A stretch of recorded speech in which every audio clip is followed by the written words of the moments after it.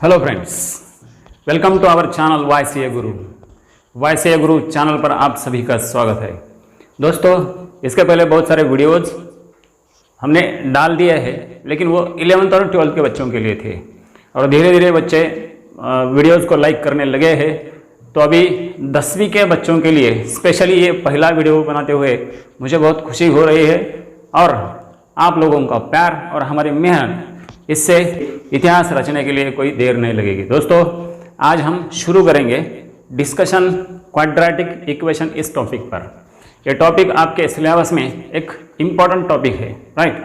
सो ये basic topic भी है, क्योंकि फैक्टराइजेशन अगर बच्चों को नहीं आता है, बहुत सारे बच्चे ऐसे होते हैं 10th तक आते हैं, 11th 12th में भी जाते हैं, लेकिन उनको सिंपल फैक्टराइजेशन कैसे करना है वो भी नहीं आता है। ऐसे होता है, बहुत सारे बच्चों के बारे में ऐसा होता है। लेकिन ये बेसिक टॉपिक होने की वजह से उसमें फैक्टराइजेशंस है, थोड़ा सा कैलकुलेटरी पार्ट भी उसमें है, इसलिए ये टॉपिक मैं शुरू कर रहा हूँ, क्वाड्रेटिक इक्वेशंस। अब आता है, अब पार्ट इसमें ये आता है कि पढ़ना क्या है। इसमें क्वाड्रेटिक इक्वेशन में पढ़ना क्या है, एक तो इसका डेफिनेशन, एक क्वाड्रेटिक इक्वेशन किसे बोलते हैं, उसके बाद उस हर एक टर्म के लिए कोएफिशिएंट्स क्या है, कोएफिशिएंट्स किसे कहते हैं, उसके बाद क्वाड्रेटिक इक्वेशंस के रूट्स क्या होते हैं, है ना, what are the roots of quadratic equation, ये भी हमें देखना है। उसके बाद उसके रूट्स फाइंड करने के लिए कुछ अलग अलग मेथड्स है क्या, वो मेथड्स क्या है वो भी हमें देखना है। जैसे कि मेथड ऑफ फैक्टराइजेशन है ना, फार्मूला मेथड है, मेथड ऑफ कंप्लीटिंग स्क्वायर्स है, या अलग अलग मेथड्स हमें देखना है। उसके बाद उसमें नेचर ऑफ रूट्स क्या होता है ये भी हमें डिस्कस करना है, और कुछ वर्ड एग्जाम्पल्स आखिरी में दिए हैं, उस वर्ड एग्जाम्पल पर डिस्कशन करना है। चलिए फिर शुरू करते हैं उसके डेफिनेशन से। क्वाड्रेटिक इक्वेशन क्या होता है, इसके पहले 8th स्टैंडर्ड तक बच्चों आपने क्वाड्रेटिक पॉलिनोमियल पढ़ा है ना। क्वाड्रेटिक पॉलिनोमियल, क्वाड्रेटिक इक्वेशन, थोड़ा सा फर्क रहता है उसमें। क्वाड्रेटिक बोले तो वहाँ पर वेरिएबल का डिग्री कितना है, 2 है, वेरिएबल का हाईएस्ट पावर कितना, 2 है। क्वाड्रेटिक पॉलिनोमियल और क्वाड्रेटिक इक्वेशन 3x² - 4x + 5, और यही इक्वेशन अगर मैं इधर लिखूँ 3x² - 4x + 5 = 0, ऐसा कुछ तो भी मैंने लिखा है। तो इन दोनों में फ़र्क क्या है, यहाँ पे इक्वालिटी साइन दिया है, left hand side right hand side में कुछ न कुछ दिया है, और highest power of the variable वहाँ पे 2 दिखाई दे रहा है। सो this is the quadratic equation, इसे क्वाड्रेटिक इक्वेशन बोल सकते हैं। और ये क्या है, this is simply quadratic polynomial, है ना, ये पॉलिनोमियल है, क्वाड्रेटिक पॉलिनोमियल, जहाँ पर x का हाईएस्ट पावर 2 दिखाई दे रहा है, दैट्स वाई उसे हम क्वाड्रेटिक पॉलिनोमियल बोलेंगे। इसे 2 साइड्स नहीं दिए, यहाँ पर 2 साइड्स दिए हैं, मतलब ये इक्वेशन है, right. So this is the quadratic equation. So इसका जो जनरल फॉर्म रहता है, स्टैंडर्ड फॉर्म रहता है, ये ऐसा होता है, ax² + bx + c = 0, ठीक है। इसे हम क्वाड्रेटिक इक्वेशन बोलते हैं, right. Condition that a b c ये क्या होते हैं, दिस बिलोंग्स टू R, ये रियल नंबर्स होते हैं, मतलब कुछ भी चलेगा, पॉजिटिव नेगेटिव, है ना, रैशनल इरेशनल, कुछ भी नंबर ले लो चलेगा। But one most important condition is that यहाँ पे ये क्या होना चाहिए, ये नॉन जीरो होना चाहिए, ये जीरो नहीं चलेगा। वाई, देखिए ना, अगर समझो हमने यहाँ पर ये टर्म नहीं लिया है, तो यहाँ पर सिर्फ हमें क्या मिल रहा है, -4x + 5 ऐसा ही मिल रहा है, मतलब इसमें x का हाईएस्ट पावर कितना हो रहा है। Just pay attention to my question, x का हाईएस्ट पावर क्या हो रहा है, यहाँ पर 1 हो रहा है, ठीक है। x का हाईएस्ट पावर अगर 1 हो रहा है तो वो तो लीनियर बन गया फिर। सो क्वाड्रेटिक चाहिए ना, तो ये क्वाड्रेटिक कहाँ बन रहा है। सो अगर x² का मल्टीपल अगर 0 होता है तो क्वाड्रेटिक नहीं बनता। दैट्स वाई ये कंडीशन वहाँ पे रखनी चाहिए कि x² का मल्टीपल 0 नहीं होना चाहिए, तब जाके हम इस इक्वेशन को क्वाड्रेटिक इक्वेशन बोल सकते हैं। बाकी b और c के बारे में 0 अगर है तो चलेगा, लेकिन a 0 नहीं होना चाहिए, है कि नहीं। जैसे कि अभी देखिए दूसरा एग्जांपल, अगर b अगर 0 लेता हूं मतलब b वहां पर है ही नहीं, मतलब मिडिल टर्म वहां पर है ही नहीं, तो देखिए 4x² -6 अगर ऐसे मैंने लिख दिया तो इसमें bx है ही नहीं, मिडिल टर्म वहां पर है ही नहीं। a का वैल्यू क्या है वहां पर ax², a का वैल्यू तो 4 दिखाई दे रहा है और ये c का वैल्यू -6 दिखाई दे रहा है, तो वहां पे b नहीं है, तब भी हम इसे क्वाड्रेटिक बोलेंगे। x का हाईएस्ट पावर कितना है 2। समझ में आ गया ना बच्चों। सो क्वाड्रेटिक इक्वेशन किसे बोलते हैं, ठीक है। सो highest power of the variable in that equation should be 2, है कि नहीं। इसमें वेरिएबल का हाईएस्ट पावर क्या होना चाहिए, 2 होना चाहिए, ठीक है। अब देखिए, so what are this ABC are the coefficients of each term.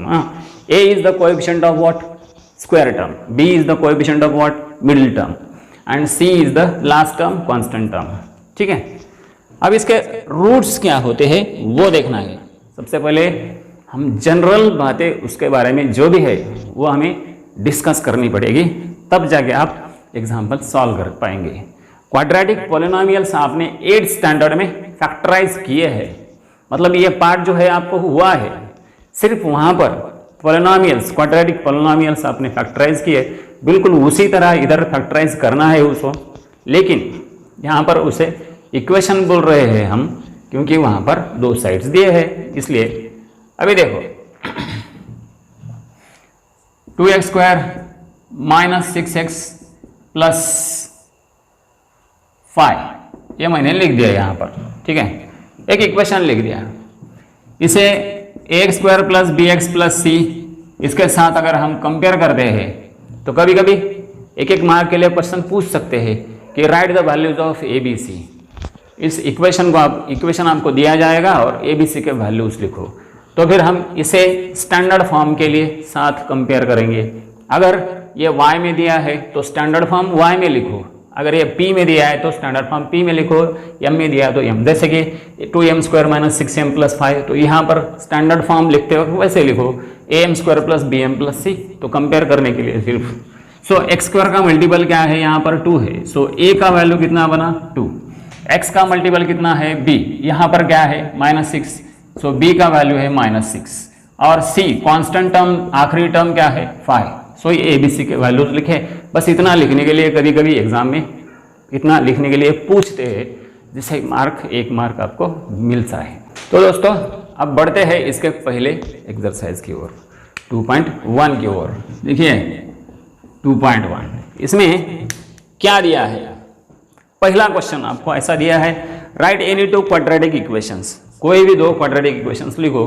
सो पहला क्वेश्चन तो एकदम आसान क्वेश्चन है ना, question number 1, any 2 quadratic equations, ठीक है, मैं शॉर्ट में लिख देता हूँ, कम समय में थोड़ा सा ज़्यादा काम करने की कोशिश करेंगे। सो देखिए ax² + bx + c के फॉर्म में 2 इक्वेशन आपको लिखना है, तो फिर x में लिखना ज़रूरी है क्या, नहीं, अब y में लिख सकते हैं। अगर x में पूछा है तो x में लिखना है। सो राइट एनी 2 क्वाड्रेटिक इक्वेशन, कुछ भी लिखो चलेगा। सो यहाँ पर लिख देता हूँ x में एक 2x² + 5x + 1, ठीक है, लिख दिया। दूसरा कुछ भी लिखो 3m² - 4m + 6, ठीक है, ऐसे कुछ भी 2 इक्वेशंस लिखना है। आप 200 लिख सकते हैं, 2000 लिख सकते हैं, लेकिन अगर एक ही मार्क देने वाले हैं तो इतना सारा लिख के कुछ फायदा है क्या, नहीं है। तो चलिए आगे बढ़ते हैं अगले क्वेश्चन की ओर। क्वेश्चन नंबर 2 में देखो दोस्तों दिया है, decide which of the following are the quadratic equations. नीचे दिए हुए इक्वेशंस को आपको पहचानना है, वेदर दे आर क्वाड्रेटिक और नॉट, ये आपको बताना है, ठीक है। सो दोस्तों अभी देखिए पहला इक्वेशन, क्वेश्चन नंबर 2, ठीक है, x² इसमें पहला है + 5x - 2, this is quadratic equation. Why? The highest power of the variable is 2, है ना, highest power of the variable is 2। और इसमें और एक बात, वेरिएबल 2 2 3 3 नहीं चलेंगे, एक ही वेरिएबल होना चाहिए, जब उसको क्वाड्रेटिक इक्वेशन बोल सकते हैं। क्वाड्रेटिक इक्वेशन एक ही वेरिएबल तो है ही, और हाईएस्ट पावर कितना है 2, right. So highest power of the variable, highest power of variable, है ना, highest power of the variable is 2, है कि नहीं? Therefore it is quadratic in quadratic equation. ये क्या है? क्वाड्रेटिक इक्वेशन है। बस इतना, दो लाइन में इसका आंसर लिखना है। अगर नहीं है क्वाड्रेटिक इक्वेशन, अगर हाईएस्ट पावर 2 नहीं है तो सीधा सीधा लिख देने का highest power the variable is not 2 and hence it is not quadratic equation. ऐसा सीधा सीधा लिखना है। बहुत ही सिंपल क्वेश्चन इसमें दिए हैं एकदम। ये जो क्वेश्चन नंबर 2 है ना, इसमें जितने भी क्वेश्चन हैं पूरे सिंपल। पहला एक्सरसाइज, अगर पहला एक्सरसाइज भी बोले तो भी चलता है। पहला एक्सरसाइज बहुत ही सिंपल है, बहुत ही simple.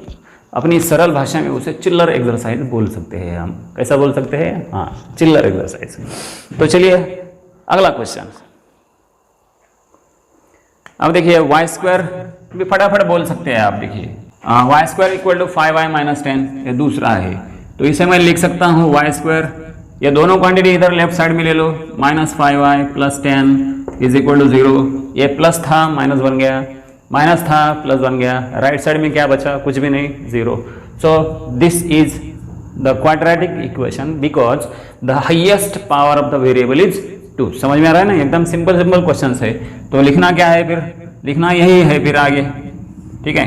Highest power of the variable is 2 and hence it is quadratic equation, ठीक है। अब आते हैं थोड़ा सा अलग दिया है तीसरा। अब आते हैं अगले क्वेश्चन की ओर। देखिए यहाँ पर क्या दिया है तीसरे क्वेश्चन में, मतलब क्वेश्चन नंबर 2 में तीसरा। हाँ, अब इसे एलसीएम ले सकते हैं। देखिए ये y इधर लेके आओ, इसका एलसीएम में लेता हूँ y इधर लेके आओ, y³ plus 1 is equal to 2। So ये अब यहाँ पर फिर से क्रॉस मल्टीप्लिकेशन कर सकते हैं। So y³ plus 1 is equal to 2y।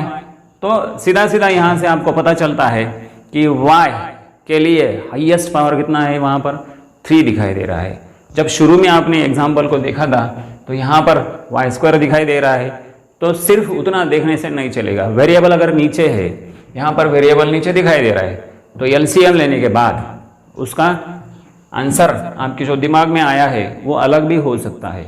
देखिए इसे क्वाड्रेटिक नहीं बोल सकते, इसे सिंप्लीफाई किया हमने। ये y इधर लेके गए, 1 इधर, मतलब y³ प्लस 1 अपॉन y, इधर 2, इधर क्रॉस मल्टीप्लिकेशन किया तो आपको ये मिला y³ plus 1, y³ minus 2y plus 1 is equal to 0। ऐसा इक्वेशन आपको मिला, है कि नहीं? So highest power of the variable is not 2, highest power of variable, है ना, highest power of variable is not 2, is not 2, hence it is not quadratic equation। यहाँ पर भी not है तो यहाँ पर भी not है। अब नीचे वाला एग्जाम्पल, इसे एक अलग तरीके से भी सॉल्व कर सकते हैं। कैसे? अपॉन कितना दिख रहा है? अपॉन क्या है? देखिए पहले फ्रैक्शन में अपॉन है y, तो y से थ्रू आउट मल्टीप्लाई करो, y से थ्रू आउट, इक्वेशन आपको यही मिलेगा, ठीक है। जैसे कि देखो यहाँ पर y² plus 1 upon y is equal to 2 था, तो इधर y से मल्टीप्लाई किया, y से ही क्यों करना है? यहाँ पर नीचे जो है उससे करना पड़ता है। नीचे क्या है? y, तो y से करो। ये आएगा y into y² y³, y into 1 upon y cancer 1, तो इधर आ गया 2y। सो इक्वेशन बन गया, ये इक्वेशन यहाँ पे मिल गया, है कि नहीं? ऐसे भी कर सकते हैं। चलिए ये ऐसे करते हैं। इसके लिए अपॉन क्या है? ये तो x² होने ही वाला है, लेकिन अब एक काम करता हूँ, थ्रू आउट x से मल्टीप्लाई कर देता हूँ, है ना, मल्टीप्लाई बाई x से मल्टीप्लाई कर दिया।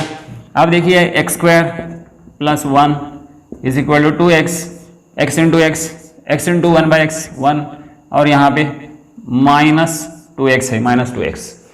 ये माइनस 2x इधर लेके आओ, x² प्लस 2x प्लस 1, ठीक है। तो ये तो क्वाड्रेटिक बन गया। Highest power of the variable is 2, लेकिन यहाँ पर नहीं दिखाई दे रही थी, x का पावर तो 1 दिखाई दे रहा था, है कि नहीं? इंटरेस्टिंग है कि नहीं? Very interesting, very very interesting. अब देखिए यहाँ पे आपको सिर्फ लिखना है highest power of variable, highest power of the variable is 2, hence it is quadratic equation, ऐसे लिखना है, ठीक है। अब इधर मूव होते हैं, देखिए यहाँ पर भी लीनियर क्वांटिटी दिखाई दे रही है, लेकिन वहाँ ब्रैकेट से 2 ब्रैकेट का मल्टीप्लिकेशन करना है, वहाँ से सीधा सीधा पता चलता है m से m को मल्टीप्लाई हो गया तो m² बनने ही वाला है, मतलब ये क्वाड्रेटिक होने वाला है कि नहीं? सो 8th स्टैंडर्ड में आपने ये मल्टीप्लिकेशन के लिए ये रिलेशन आपने पढ़ा है, एक फार्मूला समझो, x प्लस है x प्लस बी, ऐसे हम एक्सपांड कैसे करते हैं, x² plus a plus b into x plus a into b, है ना? इसका प्लीज नोट दिस फार्मूला, हाँ, इसका इस्तेमाल करके इसका मल्टीप्लिकेशन कर सकते हैं आप। x के बदले वहां पर सिर्फ क्या है, m है, m, ठीक है। तो देखिए a मतलब 2 और b मतलब -5 है वहां पे, तो a प्लस बी नहीं बनेगा, a माइनस बी बनेगा बाद में, b माइनस है इसलिए। अब देखिए m square a plus b मतलब 2 - 5 प्लस 2 - 5 इंटू m, x के बदले m, और जिनका तो आपने एडिशन किया, सब्ट्रैक्शन किया, उनका मल्टीप्लिकेशन करना है ना? जिनका एडिशन उन्हीं का मल्टीप्लिकेशन, ठीक है। अब 2 इंटू -5 तो प्लस 2 इंटू -5 है कि नहीं, इक्वल टू 0। तो अब देखिए इक्वेशन बन गया, प्लीज नोट दिस फार्मूला, ठीक है। कल्याण हो जाएगा, कल्याण हो जाएगा, कल्याणमस्तु। ये आ गया -3m, ठीक है, -10, ठीक है। आप ही बता दीजिए, हो गया ना चमत्कार। सो 2 - 5 -3, बड़े नंबर का साइन दे दो, 2 इंटू -5 प्लस -10, ठीक है।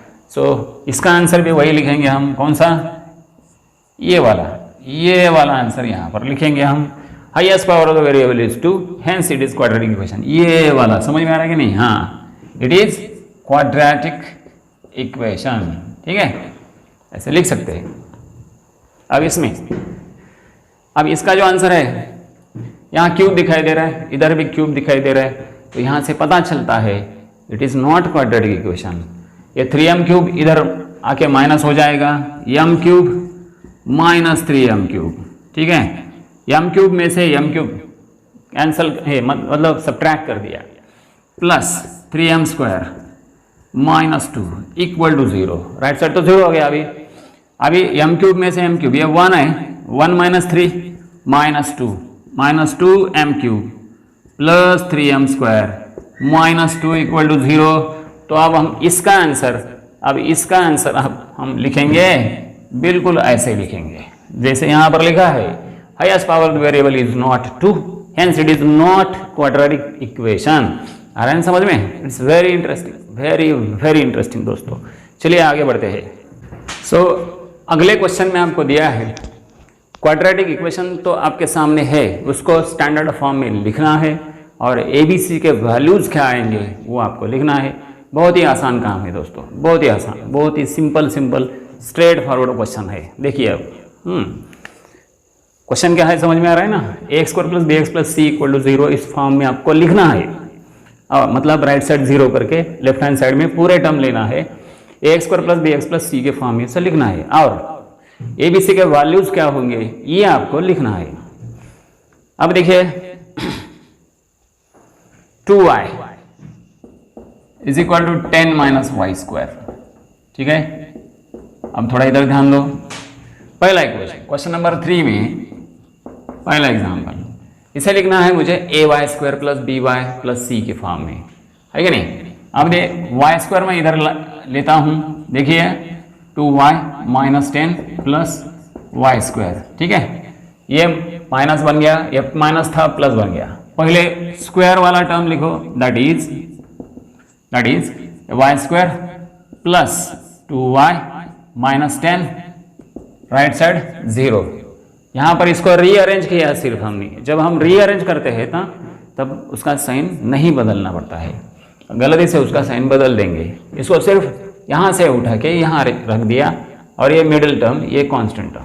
सो कंपेयरिंग विथ, इसे हमने कंपेयर कर दिया, comparing with ay² plus by plus c equal to 0।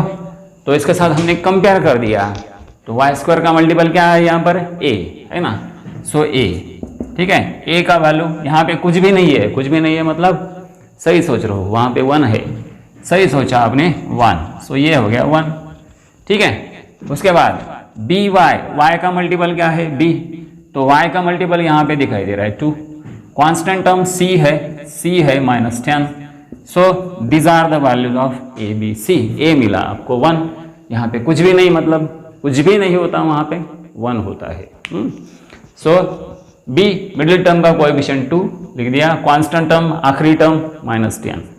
It's so simple, very simple. अब बढ़ते हैं अगले क्वेश्चन की ओर।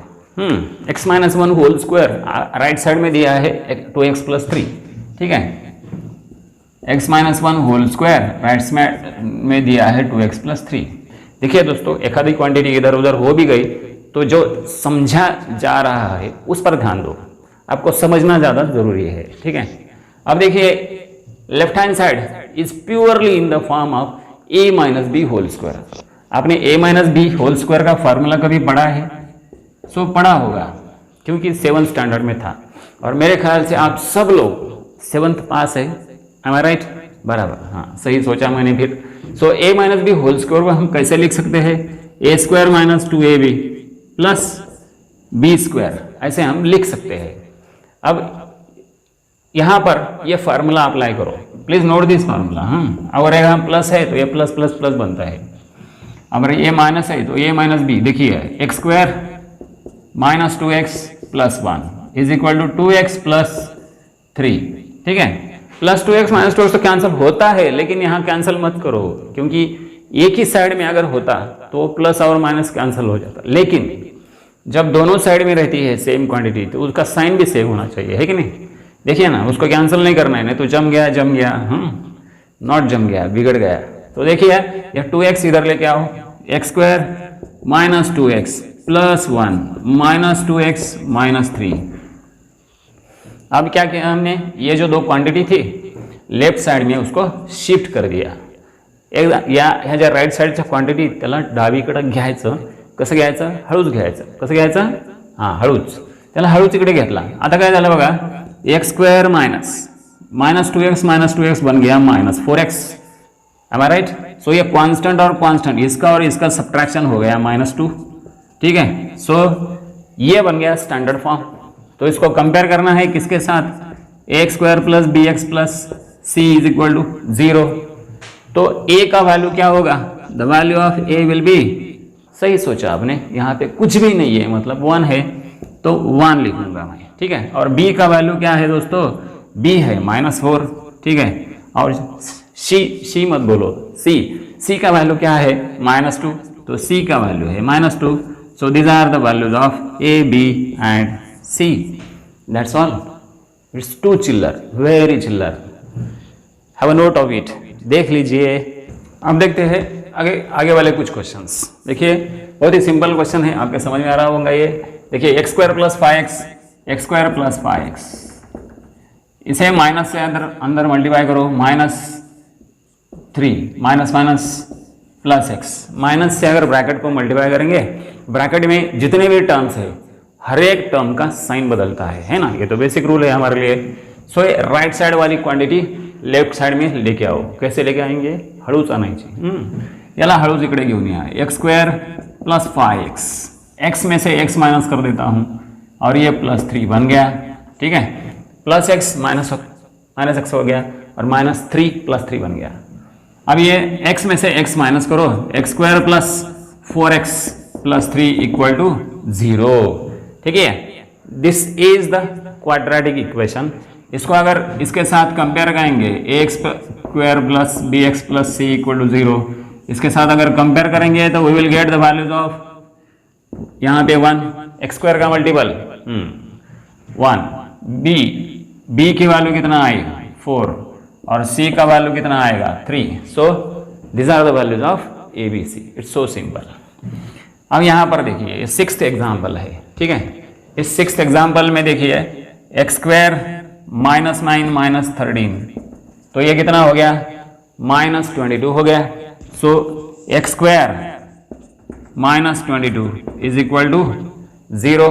लेकिन इसे तो स्टैंडर्ड इक्वेशन के साथ कंपेयर करना है हमें, है कि नहीं। सो आप देखिए एक्स स्क्वायर मिडिल टर्म नहीं है, वहां पे नहीं है, तो उसका मल्टीपल 0 लिखना पड़ता है। एक्स स्क्वायर प्लस 0x -22, ठीक है।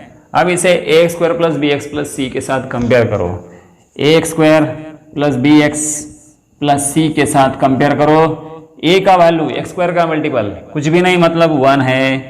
सो ए का वैल्यू मिलेगा 1। बी के लिए कुछ भी नहीं है, वहां पर था ही नहीं तो 0 लिख दिया। तो सी का value -22। It's so simple, very simple, very very चिल्लर। अब इधर देखिए, पहले एम स्क्वायर में से एम स्क्वायर माइनस कर दो। 3m square -2m square plus 9, right side मैंने 0 कर दिया। अब एम स्क्वायर में से तो एम स्क्वायर माइनस हो गई, सो ये बन गया m square plus 9 is equal to 0, है कि नहीं। चिल्लर क्वेश्चंस। अब इसे लिखना है am square plus bm plus c के फॉर्म में। am स्क्वायर तो दिखाई दे रहा है, c भी दिखाई दे रहा है, लेकिन bm जो मिडिल वाला m वाला टर्म है वो नहीं है वहां पे, तो 0m लिखो, है कि नहीं। Comparing with am square plus bm plus c, याच्या बरोबर त्याला हळूच कंपेअर करायचं, अगदी हळूच। आता मग a ची व्हॅल्यू काय भेटली रे, a ची व्हॅल्यू भेटली बघा 1, ये हो गया 1। b यहाँ पे कुछ भी नहीं है, तो इसे मैं ऐसे लिख सकता हूँ m स्क्वायर 0m प्लस 9, है कि नहीं। m square plus 0m plus 9, तो m का मल्टीपल हो गया b हो गया 0 और c का वैल्यू है 9। चलिए आगे बढ़ते हैं, ये भी बहुत चिल्लर क्वेश्चन है। p से मल्टीप्लाई करो, 3p 6p square is equal to -5, है कि नहीं। इंटरेस्टिंग, एकदम विदिन 0 मिनिट हो रहा है वो, विदिन 0 मिनिट, है की नाही। काय म्हणायचं त्याला, 0 मिनिटात व्हायला लागलं, है की नाही। सो 6p स्क्वायर प्लस 3p -5 इधर लेके आओ आराम से, भाजा गाजा लगा के लेके आने का उसको, ठीक है। ये आ गया इधर, भाजा गाजा लगा के आया, हाँ। सो 6p square plus 3p plus 5, तो ए बी सी का वैल्यू आपको लिखना है। ए का वैल्यू आएगा, सही सोचा आपने, 6 आएगा। बी का वैल्यू आएगा, सही सोचा आपने 3 आएगा। और constant term, very good very good, सही सोचा आपने। सो हैव अ लुक, एक बार देख लीजिए। इसी तरह ए बी सी के वैल्यूज हम लिख सकते हैं। अगर क्वाड्रेटिक इक्वेशन दिया है तो उसको स्टैंडर्ड फॉर्म के साथ कंपेयर करना है और ए बी सी के वैल्यूज लिखना है। अगर यह आपको वीडियो पसंद आया हो तो वीडियो को लाइक जरूर कीजिए और साथ ही साथ चैनल को सब्सक्राइब करना ना भूलो। सो आपका जो सब्सक्रिप्शन है वो हमारे लिए एक पावर की तरह काम करता है, एक मोटिवेशन की तरह काम करता है। बस चैनल को सब्सक्राइब कीजिए। अगर आपको कंटेंट अच्छा लगा तो कीजिए, क्योंकि मेरा चैलेंज है बहुत कम समय में अपना चैनल ग्रो होने लगेगा। जैसे कि हमने पिछले 2 हफ्ते में हमने देखा है, ये जो सब्सक्राइबर्स है हमारे, जो 11-12 स्टैंडर्ड के बच्चों को हमारा कंटेंट अच्छा लगने लगा है, धीरे धीरे सब्सक्राइबर्स बढ़ने लगे हैं। वैसे आपका भी साथ हमारे लिए बहुत ज़रूरी है। दोस्तों, जैसे कि चैनल नया है, जल्दी से जल्दी अगर सब्सक्राइब किया नहीं तो सब्सक्राइब करो, ताकि आपको आने वाली जो अच्छे कंटेंट्स है वो भी आप तक आसानी से पहुँचे। सो बस हो गया, फिर आज के लिए यहीं पर रुकते हैं। मिलते हैं अगले वीडियो में अगले क्वेश्चन के साथ। तब तक के लिए गुड बाय एंड जय हिंद।